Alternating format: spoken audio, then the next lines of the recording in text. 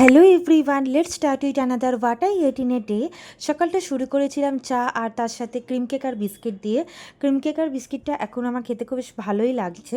আর ব্রেকফাস্টে নিয়েছিলাম দুটো রুটি আর ছোলার ডাল।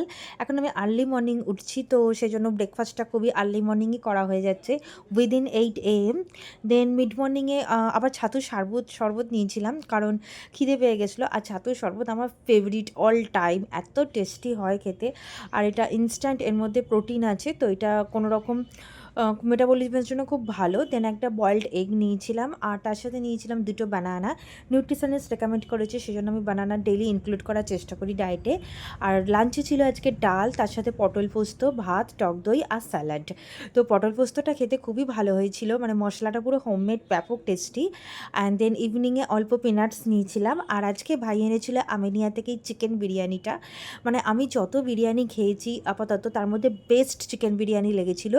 মানে রাইসটা তো খুব ভালো ছিলই, তার সাথে চিকেনটা এত টেস্টি ছিল, একদম নরম তুলতুলে ছিল। সাধারণত বাইরের চিকেন আমি খেতে পারি না, এখন এতটাই প্রবলেম হয়ে যায়, বাট এটা খেতে এত ভালো ছিল।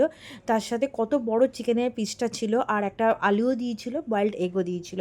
তো তোমাদের অবশ্যই বলবো আমিনিয়া থেকে একবার চিকেন বিরিয়ানি পারলে হোম ডেলিভারি নিয়ে খেও, কারণ হোম অ্যাম্বিয়েন্সটাই পুরো আলাদা।